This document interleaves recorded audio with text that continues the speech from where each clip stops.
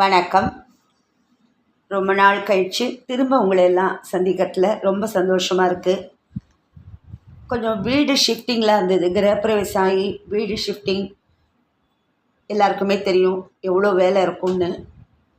சரி, ரொம்ப நாள் ஆச்சு, இன்றைக்கி ஒரு கதை எப்படியாவது படிக்கணும், ஒரு சிறுகதை படிக்கலான்னு இப்போ படிக்கலான் இருக்கேன்.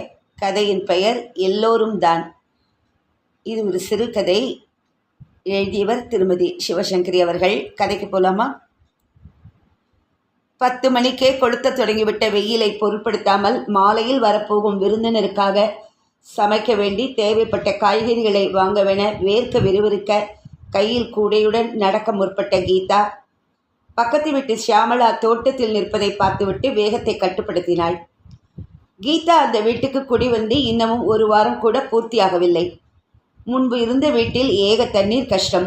விடிகாலை 3க்கும் 4க்கும் எழுந்து கைவோய பம்படித்து வாசலில் தண்ணீர் லாரி வரும்போதெல்லாம் பக்கெட்டுகளுடன் ஓடி 4 வாளி தண்ணீருக்காக மன்றாடி அலுத்து போய் வாடகை கூடுதலாக இருந்தாலும் பரவாயில்லை என்று இங்கு குடி வந்தது ஒரு பெரிய கதை. புது வீட்டில் அவளுக்கு ரொம்ப பிடித்த விஷயம் எந்த குழாயை எப்போது திறந்தாலும் சலசலவென்று கொட்டும் தண்ணீர் தான். சரியாக எண்ணெய் தேய்த்து அலசி தாராளமாய் குளிக்கக்கூட முடியாமல் இருந்த அவதி நீங்கி தூக்கத்தை இழந்து கஷ்டப்படாமல் நினைத்தபோது தூங்கி எழுந்து அவகாசம் கிடைத்த நாழிகையில் அம்பாரமாய் துணி தோய்த்து முற்றத்தில் வரவரவென்று சமைத்த பாத்திரங்கள் குமிந்து பயமுறுத்தாமல், ஹா, எத்தனை நிம்மதியான வாழ்வு இது!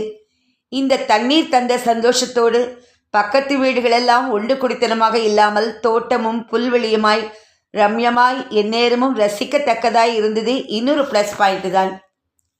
கீதா பிறந்து வளர்ந்தது எல்லாம் பம்பாயில். அதனால் தோட்டம் கீட்டம் என்று பராமரித்தோ அனுபவித்தோ அவளுக்கு ரொம்ப பழக்கம் இல்லை. என்றாலும் ரோஜாவும் ஜாதியுமாய் சிரிக்கும் தோட்டத்தை பார்த்து ரசிக்க அதற்கென்ன பட்டப்படிப்பு படிக்க வேண்டுமா என்ன? முதல் நாள் வந்து இறங்கினதுமே அடுத்து விட்டு தோட்டத்தில் வண்ண வண்ணமாய் சிரித்த ரோஜாக்களையும் தேய்த்து குளிப்பாட்டிவிட்ட பணக்கார வீட்டு குழந்தைகள் போல பளபளவென்று நின்றிருந்த குரோட்டன்ஸ்களையும் பார்த்து ஆச்சரியப்பட்டு போனாள். வெயிலை பொருட்படுத்தாமல் பக்கத்து வீட்டு பெண்மணி தலையை தலைப்பால் மூடியபடி ரொம்ப நேரம் தினம் தோட்டத்திலேயே நின்று தானே வேலை செய்வதை பார்த்த பிறகு, ஓ, வீட்டு சொந்தக்காரியே கவனிக்கிறாளா? அதுதான் கண்ணை பறிக்கிற திரிசில் தோட்டம் இத்தனை கவர்ச்சியாய் இருக்கிறதா என்றும் நினைத்து கொண்டாள். நடுநடுவில் அவரவர் வீட்டில் நின்று ஒருவரை ஒருவர் பார்த்து புன்னகைத்து நான் கீதா, நான் ஷியாமளா என்று அறிமுகப்படுத்தி கொண்டாலும் அடுத்த வீட்டுக்கு சென்று அமர உட்கார்ந்து கதை பேசவோ தோட்டத்தை சுற்றி பார்க்கவோ இன்னும் அவகாசமே கிட்டவில்லை என்பது நிஜம். நடந்து கொண்டிருந்த கீதா நின்றாள். இப்போது ஹலோ என்று சொல்லி தோட்டத்தை ஒரு ரவுண்ட் அடிக்கலாமா? போனால் பூஜாலியில் வைக்க ரோஜா பூக்களை கொடுப்பாளோ என்னமோ. மார்க்கெட்டுக்கு கொஞ்சம் முன்ன பின்னே போனால் என்ன, நேரம் இருக்கிறதா? இருந்தது. கேட் அருகில் சென்றவள் ஹலோ என்று நட்புடன் கூற குனிந்து ஒரு ரோஜா செடியிலிருந்து மலர்களை கத்திரிக்கோலால் வெட்டி கொண்டிருந்த ஷியாமளா நிமிர்ந்தாள். ஓ, ஹலோ, என்ன மார்க்கெட்டுக்கா? சாயங்காலம் விருந்தாளிங்க வராங்க, காய் வாங்கிட்டு வரலான்னு புறப்பட்டவ நீங்கள் தோட்டத்தில் நிற்கதை பார்த்து வந்தேன்.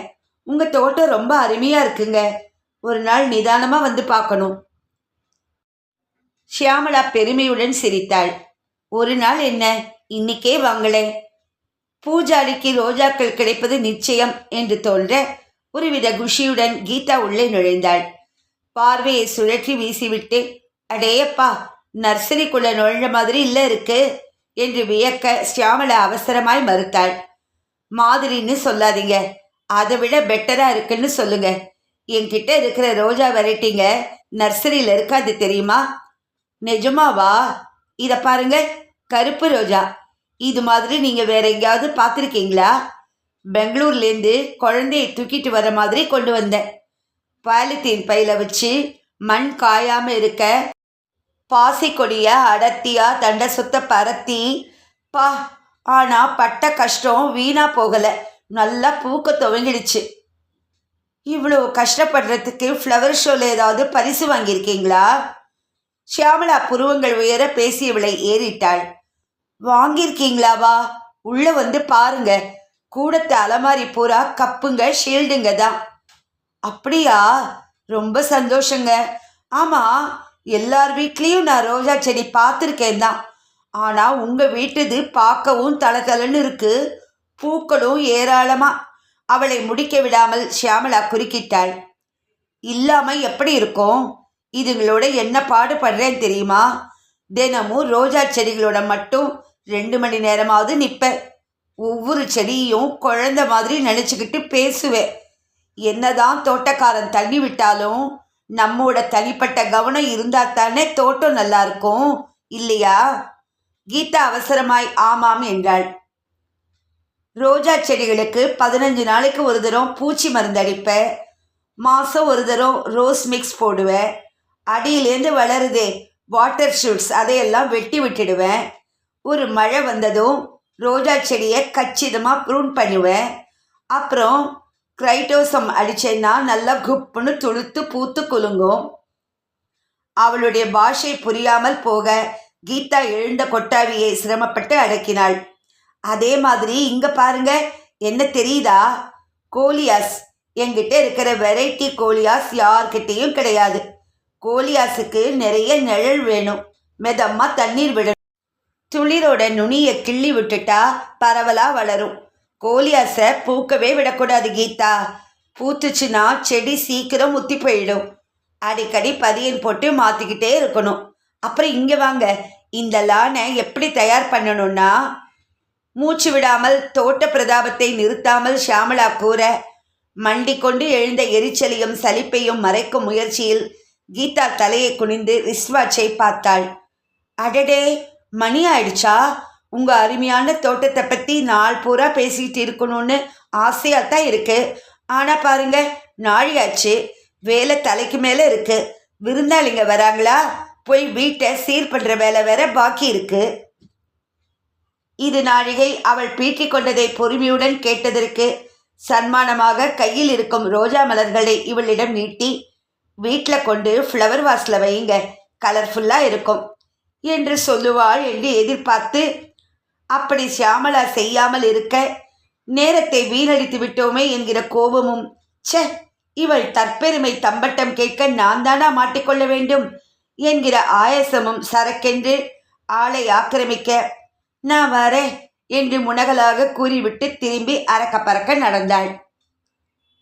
காய்கறி மார்க்கெட்டில் நுழைந்து இரவு சமையலுக்கு தேவையான பதார்த்தங்களை பொறுக்கி வாங்கினவள், ஹாகீதா என்று யாரோ பரிச்சயமான குரலில் அழைக்க திடுக்கிட்டு நிமிர்ந்தாள். ஓ, நளினி. அவள் முன்னால் குடியிருந்த கட்டிடத்தில் இன்னொரு ஃப்ளாட்டில் வசிப்பவள். 2 அடி வைத்து சிநேகிதியை நெருங்கினவள் வாஞ்சையுடன் அவள் கையை பற்றி கொண்டாள். ஹலோ நளினி, ரொம்ப நாளுக்கு அப்புறம் உன்னை பார்க்கறது சந்தோஷமா இருக்கு. ஆமாம், இந்த மார்க்கெட்லையா நீயும் காய் வாங்குற? நளினி தோளை குலுக்கினாள். நோ நோ, இவ்வளோ தூரம் அடிக்கடி வர முடியுமா? எப்போவாது இந்த பக்கம் வரும்போது வாங்குவேன். இங்கே ஃப்ரெஷ்ஷாக கிடைக்கும். சரி, புது வீடெல்லாம் எப்படி இருக்கு? கீதா அலுப்புடன் சூழ் கொட்டினாள். வீடு நல்லா தான் இருக்கு. ஆனால் இந்த பக்கத்து வீட்டுக்காரங்க தொல்லை தான் தாங்க முடியாமல் போயிடுமோன்னு பயமாக இருக்கு. தொல்லையா? அப்படி என்ன பண்ணுறாங்க? வீண் சண்டைக்கு கிண்டைக்கு அவளை முடிக்க விடாமல் கீதா வெட்டினாள். அதை மாதிரியெல்லாம் இல்லை. அது ஒரு டைப்பு, ஒரு தற்பெருமை கேஸ். தோட்டத்தை பற்றி பேசி எடுத்துட்டா வாய் மூடாது. அடுத்தவங்களுக்கு இன்ட்ரெஸ்ட் இருக்கா இல்லையாங்கிற அக்கறையெல்லாம் கிடையாது. அப்பாடி, சரியான போர். நளினி அவள் தோளை தட்டி சிரித்தாள். அவங்க பேச்சு இப்போ எதுக்கு? உன் வீட்டில் எல்லாரும் எப்படி இருக்காங்க? தண்ணி கஷ்டம் இல்லாமல் வசதியாக இருக்கீங்களா? முக்கியமாக உன் நாய், சாரி, உன் குழந்தை ப்ரூட்டஸ் எப்படி இருக்கு? புது வீடு அதுக்கு பழகிடுச்சா? நாயை பற்றி பேசியதும் கண்களில் உற்சாகம் வெளிச்சம் போட கீதா குரலை உயர்த்தி பேசினாள். அவனுக்கு என்ன, கனகுஷியாக தான் இருக்கிறான். ஓட்டமும் துருதுருப்புமா. அதுவும் ஃப்ளாட்டில் இடம் இல்லாமல் இருந்துட்டு இங்கே ஓடி ஆட வேண்டிய இடம் இருக்கத்தில் தேன் கொடிச்ச நரி மாதிரி என் நேரமும் ஓயாத விஷமந்தான். குட்டி தானே கீதா, விஷமம் பண்ணாமல் இருக்குமா? இல்லை, நீ வந்து பார்க்கணும் அவனோட விஷமத்தை. ஒரு செகண்டு சும்மா இருக்க மாட்டேங்கிறான். சதா எதையாவது உடைக்கிறதும் பிக்கிறதும். அப்பப்பா தாங்க முடியல. முந்தா நாள் பாரு, என் ஹஸ்பண்டோட கசின் உமா லண்டனில் இருக்காங்களே, அவங்க தான் வந்திருந்தாங்க. நாங்கள் 2 பேரும் சுவாரஸ்யமாக பேசி முடிச்சப்புறம் வீட்டுக்கு கிளம்புறப்ப பார்த்தா இது அவங்க செருப்பை தெரியாமல் கடிச்சு ரகலை பண்ணி வச்சிருக்கு. எனக்கு மானம் போச்சு. நீ சிரிக்கிற, பாவம் அத்தனை நாகரிகமானவங்க செருப்பே இல்லாமல் போனாங்க பாரு. ரொம்ப கஷ்டமாயிடுச்சு. அது ஒரு பக்கம்னா இந்த கலாட்டாவை கேளு. கண்டதையும் கடிச்சு விழுங்கிடத்துல நேற்றிலேருந்து ப்ரூடஸ்க்கு ஒரே வயிற்று போக்கு. ஆரோரொட் மாவில் கஞ்சி வச்சு 2 மணி நேரத்துக்கு ஒரு தரம் கொடுக்குறேன்.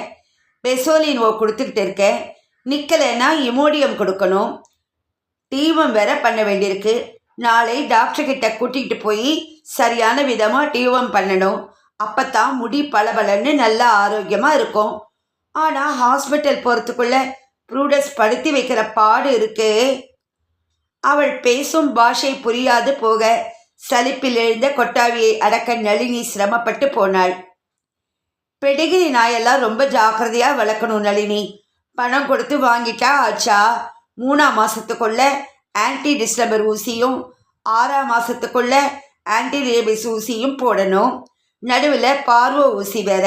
இதோட மூச்சு விடாமல் நாய் பிரதாபத்தை நிறுத்தாமல் கீதா கூற மண்டி கொண்டு எழுந்த எரிச்சலையும் சலிப்பையும் மறைக்கும் பாவனையில் தலையை திருப்பி மார்க்கெட்டுக்கு வெளியில் பார்வையை வீசின நளினி தூரத்தில் தன் பையனின் தலை தெரிய அப்பாடி என்கிற நிம்மதியோடு என் பையன் தேடுறான், நான் போகிறேன், அப்புறமா பார்க்கலாம் என்றபடி திரும்பி நடந்தாள். கால்களை அகலகலமாய் வைத்து நடந்து வண்டியை நெருங்கினவள் உள்ளே ஏறி உட்கார்ந்து பெருமூச்சென்றை வெளியிட்டாள். வண்டி கிளம்பினதும் பிள்ளை பக்கம் திரும்பி, நல்ல வேளையா நீ வந்த, இல்லைனா நாயை பற்றி போர் அடிச்சே என்னவோ கொன்னுருப்பா என்றாள். அது யாருமா அத்தனை பெரிய காரியத்தை அத்தனை ஈஸியாக செய்கிறது? வேற யாரு, நம்ம ஃப்ளாட்டுக்கு பக்கத்தில் இருந்தாலே அந்த கீதா ஆண்டி தான். சரியான நாய் பைத்தியம். அது என்ன பீத்தல் நாயை பற்றி, சி தாங்க முடியல. இரு அது யாரு? பத்மா தானே? பாவம்பா, வண்டியை நிறுத்தி ஏற்றிக்கலாம். போகிற வழி தானே, தேனாம்பேட்டையில் இறக்கிட்டு போயிடலாம். வண்டி நிற்க பிளாட்ஃபாரத்தில் ஓரமாக நடந்து சென்று கொண்டிருந்த பத்மா திரும்பி பார்த்தாள். நான் தான், வந்து ஏறிக்கோ பத்மா, வழியில் இறக்கி விடுறேன். தேங்க்ஸ் நளினி. எங்கே போயிட்டு வர? கடைக்கா? பார்த்தா டயர்டாக தெரியுறியே. ஐயோ அதை ஏன் கேட்குற? தெரியாதனமாக காய்கறி மார்க்கெட்டில் கீதா கிட்ட நாயை பற்றி ஒரு கேள்வி கேட்டு அத்தனை நாழி முழிச்சிட்டு இப்போ தான் தப்பிச்சேன் பழச்சேன்னு ஓடி வரேன். உன்னை பார்த்து ரொம்ப நாள் ஆச்சா? எங்கள் மாமியார் கூட என்ன அவளை கண்ணிலேயே காணுமேன்னு 4 தரம் புலம்பிட்டாங்க நளினி. ஆமாம், ரொம்ப பிஸி தான். பொது வேலையெல்லாம் இழுத்து போட்டுக்கிட்டு பண்ணுறதுல 24 மணி நேரமும் போத மாட்டேங்குது. இப்போ என்ன பண்ணிகிட்ருக்க? நளினி சிரித்தாள். எது பண்ணலைன்னு கேளு, அப்போ ஈஸியாக பதில் சொல்லலாம். இப்பெல்லாம் கவுன்சிலிங் நிறைய பண்ணிகிட்ருக்கேன். பத்மா பதில் கூறாமல் கண்களை இடுக்கி கொண்டு ஏறிட நளினி தொடர்ந்தாள். எங்கள் கிளப்பில் ஒரு கவுன்சிலிங் விங் ஆரம்பிச்சிருக்கோம். அதில் யார் வேணால் தங்களோட பிரச்சனை அது எதுவானாலும் எங்ககிட்ட சொல்லலாம். நாங்கள் அதுக்கு எப்படி தீர்வு காண்றதுன்னு சொல்லி தருவோம். அப்படி கூட முன்பின் தெரியாதவங்கிட்ட மனசு திறந்து பேசுவாங்களா என்ன? ஏன் பேசாமல் எவ்வளோ பேர் பிரச்சனைகளை யாருக்கிட்ட சொல்லலான்னு கடந்து தவிச்சுக்கிட்டு இருக்காங்க தெரியுமா? அவங்களுக்கெல்லாம் பொறுமையாக தங்கள் பிரச்சனைகளை கேட்க மனுஷங்க வேணும். நான் அக்கறையோடு கேட்டுப்பேன். அப்புறம் தெரிஞ்ச சைக்காட்ரிஸ்ட்கிட்ட பேசி என்ன தீர்வுன்னு பேஷண்ட்டுகளுக்கு தெரிவிப்பேன். இதெல்லாம் ஈஸியான விஷயம்னு நினைக்காத. பல பிரச்சனைகளோட மூல காரணம் வர வர நாம் பொதுவாக மனிதர்களாக வாழவே மறந்துட்டது தான். சுயநலமான ஒரு வட்டத்துக்குள்ளேயே நாம் இயங்குகிறோம். கண்ணுக்கு மஞ்சள் கண்ணாடி போட்டுக்கிட்டு பிறரை பார்க்குறோம். நமக்கு ஒரு யாஸ்டிக், பிறருக்கு ஒரு யாஸ்டிக்னு மொத்தத்தில் வேல்யூ எல்லாமே மாறிப்போச்சு. நான் ஒரு நல்ல மனுஷியாக வாழணுங்கிற விழிப்புணர்ச்சியே இல்லாமல் போச்சு. தினமும் ராத்திரி தூங்க போகிறதுக்கு முன்னே நம்மை நாமே சுய அலசல் செய்துக்கணும். நம்மக்கிட்ட உள்ள நல்லதை வளர்த்துக்கணும், கெட்டதை குறைச்சிக்கணும். அப்போ தான் நாம் வளர்ச்சி அடைவோம். நாம் வளர்ந்தால் சமுதாயம் வளரும். அப்புறம் அவளை முடிக்க விடாமல் பத்மா ஒருவித தவிப்புடன் குறுக்கிட்டாள். என்னை இங்கேயே இறக்கி விட்டுடு, அம்மா வீட்டுக்கு போகணும். கார் நிற்க பத்மா இறங்கினாள். அப்புறமா வீட்டுக்கு வாயேன். வரேன், கண்டிப்பாக வரேன். கார் நகர்ந்ததும் பத்மா உதட்டை சுழித்து கழுத்தை வெட்டினாள். பா, எந்நேரமும் தான் தன் சமூக சேவை அது இது என்றுதான் பேச தெரியுமா? அம்மா எப்படி இருக்கிறார், உன் யோகா கிளாஸ் எப்படி இருக்கிறது என்று சின்னதாய் ஒரு கேள்வி. எங்கே? தற்பெருமை பேசத்தான் பொழுது சரியாய் போய்விடுகிறதே. அப்புறம் அடுத்தவராவது அவர் பற்றின விசாரிப்பாவது. எரிச்சல் மாறாமல் யோசனையுடன் நடந்தவள், அடடே, நம்ம பத்மா என்கிற ஆச்சரிய குரல் கேட்டு நின்றாள்.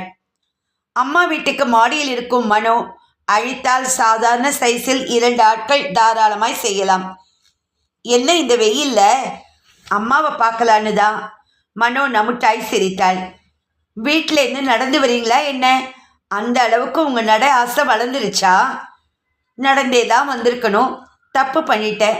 என் ஃப்ரெண்டு நளினி காரில் ஏறிக்கேன்னா ஏறிக்கிட்டது தப்பாக போச்சு. அது என்ன பேச்சு? மழைக்கால தவளை மாதிரி வாய் ஓயாம. இவ சோஷியல் சர்வீஸ் பண்ணுறதும் போதும், வர்றவங்க போகிறவங்க கிட்டெல்லாம் வாய்க்கிழிய பெருமை பேசுகிறதும் போதும். சே, கேட்க சைக்கிளை. இப்படி கூடவா ஒருத்தி? அட, அந்த பேச்சை விடுங்க பத்மா. எப்போ பாரு இப்படி சிக்குன்னு ட்ரிம்மாக இருக்கீங்களே, இந்த ரகசியத்தை எனக்கும் சொல்லித்தரக்கூடாதா? நான் ட்ரிம்மாக இருக்கிறதுக்கு ஏதோ ஒன்று மட்டும் காரணம்னு நினச்சிடாதீங்க மனோ. காலையில் தினம் குறைஞ்சபட்சம் 3 கிலோமீட்டராவது வாக் போகிறேன், ஸ்பாட் எக்ஸசைஸ் பண்ணுறேன், யோகா கிளாஸ் நடத்துகிறேன், டயட்டை ஒழுங்காக கடைப்பிடிக்கிறேன். ஆல்சோ பத்மா பட்டியல் போட மனோ வாயை பிளந்தாள். தினமும் 3 கிலோமீட்டரா? கடவுளே, டயர்டாக ஆகலை? சரியாக சொல்லணுன்னா சுறுசுறுப்பாக கூட இருக்கும். காலை வீசி போட்டு நடந்துட்டு வந்து காப்பி கீப்பின்னு கண்டதை குடித்து வயத்தை கெடுத்துக்காம வெதன்னு வெந்நீரில் எலுமிச்சம்பழம் பிழிஞ்சு தேன் போட்டு சாப்பிட்டா சுகமாக இருக்கும். ருசியாக இருக்கிறத விடுங்க, உடம்புக்கு எவ்வளவு நல்லது தெரியுமா? நிஜமாவா? பின்ன பொய்யா சொல்கிறேன்? காலையில் வெறும் வயிற்றுல வெந்நீரில் எலுமிச்சை சாறும் தேனும் கலந்து தினம் சாப்பிட்டா அது ரத்தத்தை சுத்தப்படுத்தும், ஸ்கின்னை பளபளன்னு ஆக்கும், உடம்பும் இளைக்கும். அப்புறம் சுத்தமாக மற்ற சாப்பாட்டு ஐட்டங்களில் கொழுப்பை தவிர்க்கிறது நல்லது. 7 எடுத்துட்ட பால், வெண்ணெய் கடைஞ்ச மோர் எடையை கூட்டவே கூட்டாது. வெண்ணெய், நெய், எண்ணெய் பதார்த்தம் இதெல்லாம் மூச்சு கிட்ட கூட வரக்கூடாது. எனக்கு டயட் எழுதி கொடுத்த டாக்டர் இத்தனை ஸ்ட்ரிக்டாக சொல்லலையே பத்மா. ஐயையோ, ரொம்ப அலட்சியமாக இருக்காதீங்க மனோ. நீங்கள் கட்டாயம் இழைக்கணும். இல்லாட்டி arthritis, blood pressure, heart problem எல்லாம் வந்துடும். டயட்டில் மட்டும் கரெக்டாக இருந்தால் போதாது, கண்டிப்பாக கூடவே எக்ஸசைஸும் செய்யணும். நீங்கள் செய்கிறீங்களா? இல்லை, அவ்வளோ அவசியம் இல்லைன்னு டாக்டர் நினச்சிருப்பாரோ என்னவோ. அவசியம் இல்லையா? யார் சொன்னது? நான் எவ்வளவு ஜாக்கிரதையாக இருக்கேன்னு சொல்கிறேன், கேட்டுக்குங்க. தூங்கி எழுந்ததும் 20 நிமிஷம் டிஎம், அதான் மெடிடேஷன் பண்ணிட்டு தான் மற்ற வேலைகளை கவனிப்பேன். காலையில் 3 கிலோமீட்டர் நடந்துட்டு வீட்டுக்கு போனால் எலுமிச்சை ஜூஸை சாப்பிட்டுட்டு 20 நிமிஷம் ஸ்பாட் எக்ஸசைஸ் பண்ணுவேன். 10 மணிக்கு லைட்டாக லஞ்சு சாப்பிட்ருவேன். 3 புல்கா, 1 கப் டால், கொஞ்சம் வேக வச்ச காய்கறிங்க, 1 டம்ளர் மோர், அவ்வளவுதான். அப்புறம் சாயங்காலம் வெறும் டீ. சாயங்காலம் யோகா கற்றுக்க ஸ்டூடெண்ட்ஸ் வந்துடுவாங்க, அவங்கள கவனிச்சுட்டு ராத்திரி திரும்ப சிம்பிளாக சாப்பாடு, 1 கப் சூப், கொஞ்சமாக தயிர் சாதம். தூங்கத்துக்கு முன்னால் மறுபடி டிஎம். இந்த டிஎம் செய்கிறப்போ என்ன ஆகுதுன்னா, பேடா லெவல்லேருந்து ஆல்ஃபா லெவலுக்கு போய் ஆழ்மனம் தியானத்தில் ஈடுபடுறப்போ புரியாத விஷயங்களெல்லாம் அடுக்கடுக்காக பத்மா அடுக்கி கொண்டே போக இனி தாழ முடியாது என்று ஆனது போல மனோ அவளை இடைமறித்தாள். ரொம்ப நேரமாக வெயிலில் நிற்கிறதுல தலைவலிக்குது, நிதானமாக ஒரு நாள் உங்கள் வீட்டுக்கு வந்து உடம்பை கச்சிதமாக வச்சுக்க வேண்டிய விஷயங்கள் எல்லாம் கேட்டு தெரிஞ்சுக்கிறேன். இப்போ வரட்டுமா? பஸ்ஸு வந்துருச்சு. அவசரமாய் திரும்பி அதைவிட அவசரமாய் எதிரில் வந்த பஸ்ஸில் ஏறி உட்கார்ந்தவள் கொஞ்சம் ஆசுவாசப்படுத்தி கொண்டு கண்டக்டரிடம் போக வேண்டிய இடத்தை சொல்லி பணம் கொடுத்து டிக்கெட்டை பெற்றுக்கொண்டாள். பஸ் ஸ்டாப்பில் இறங்கி நிதானமாய் நடந்து தூரத்து உறவு பெண்மணியான ஷியாமளாவின் வீட்டை அடைந்து உள்ளே சென்றபோது ஷியாமளா டிவியில் மதிய நிகழ்ச்சிகளை பார்த்து கொண்டிருந்தாள். அத்தை, மனோ வந்திருக்கேன். அடடே, மனோவா? இன்னைக்கு மழை தான் கொட்ட போகுது. உனக்கு கூட அத்தை ஞாபகம் வந்துருச்சே. மனோ கரிசனத்தோடு சிரித்தாள். அடிக்கடி வரணும்னு தான் நினச்சிக்கிறேன், ஆனால் எங்கே ஒழியுது. அத்தை, உண்மையை சொல்லணும்னா இன்னைக்கு கூட வந்திருக்க மாட்டேன். ஆனால் வசமாக அந்த யோகா போர் பொம்பளைக்கிட்ட மாட்டிக்கிட்டு எப்படிடா தப்பிப்போன்னு முழிச்சுக்கிட்டு இருந்தப்போ எதிரில் 11D பஸ்ஸு வந்துச்சு. உங்களை பார்க்குறதோட அப்படியே அந்த போர்கிட்டேருந்து தப்பிக்க இதுதான் சான்ஸுன்னு தோணுச்சு. ஏறி ஓடியே வந்துட்டேன். நான் குண்டு தான், ஒத்துக்கிறேன். அதுக்காக இவக்கிட்ட லெக்சர் கேட்கணும்னு தலைவிதியா என்ன? இப்படி விழுந்தடிச்சிட்டு ஓடி வர அளவுக்கு அறுத்துட்டாளா? நிறைய பேர் இப்படித்தான் மனோ. தாங்க பேசுகிறதையே பேசிக்கிட்டு இருப்பாங்களே தவிர அடுத்தவங்களுக்கு இன்ட்ரெஸ்ட் இருக்கா, போர் அடிக்காமல் பெருமை பேத்திக்காமல் இருக்கமானெல்லாம் யோசிக்கவே மாட்டாங்க. சரி, காப்பி சாப்பிட்றியா? காப்பி கிடக்கட்டும் அத்தை. ஒத்த தலைவலிக்கு புது மருந்து கண்டுபிடிச்சிருக்கேன், கேட்குறீங்களா? கட்டிலில் மல்லாந்து படுத்துக்கிட்டு தலையை மட்டும் விளிம்புக்கு கீழே தொங்க விட்டு ரத்த ஓட்டம் தலைக்கு நல்லா போக வைக்கணும். இப்படி செஞ்சால் 10 நிமிஷத்தில் தலைவலி இருக்கிற இடம் தெரியாமல் பறந்துடுது. அடி வயிற்ற கட்டிக்கிட்டு கனமாக கணக்குது, குத்து வலி எடுக்குதுன்னு சொன்னீங்களே, அதுக்கு நான் சொன்ன மாதிரி பெருஞ்சீரகத்தை வறுத்து தண்ணி ஊற்றி கொதிக்க வச்சு வடிகட்டி 1/2 ஸ்பூன் நெய் விட்டு குடிச்சு பார்த்தீங்களா? காலையில் தூங்கி எழுந்தா விக்ரம் தம்பி ஓயாமல் தும்புதுன்னு வருத்தப்பட்டீங்களே, அதுக்கு சுவர்கோழி போல அடித்தொண்டையில் நிறுத்தாமல் தான் வெகுவாக தேர்ச்சி பெற்றிருக்கும் கை வைத்தியத்தை பற்றி நீளமாய் மனோ பேச ஆரம்பிக்க ஷியாமளாவுக்குள் எரிச்சல் கொப்புளங்கள் வெடித்தன. சரியான போர், தலைகணம் பிடித்த கழுத்தறுப்பு. வந்தோமா, உங்கள் ரோஜா தோட்டம் ஊர் பிரசித்தி பெற்றதாயிற்றே, அது நன்றாக இருக்கிறதா? விக்ரம் அமெரிக்கா போவது உறுதியாகிவிட்டதா என்கிற ரீதியில் நிறைவாய் பேசினோமா போனோமா என்பதெல்லாம் இல்லை. சதா தன் பீத்தல் தற்பெருமை. ஏன் தான் பலரும் இப்படியே இருக்கிறார்களோ? சலிப்பு அதிகமாக பேரிட்டு கொண்டு எழுந்த கொட்டாவிகளை அடக்க தெரியாமல் புடவை தலைப்பால் வாயை பொத்தி கொண்ட ஷியாமளா மனோ பேசுவதை காதில் வாங்காமல் தோட்டத்து ரோஜா செடிகளை வெறிக்க ஆரம்பித்தாள்.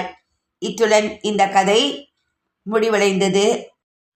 ரொம்ப ஒரு அருமையான கதை. இன்றைக்கி எல்லாரும் நிறைய பேர் இப்படி இருக்காங்கிறத தான் சிவசங்கரி அவர்கள் ரொம்ப அழகாக சொல்லியிருக்காங்க.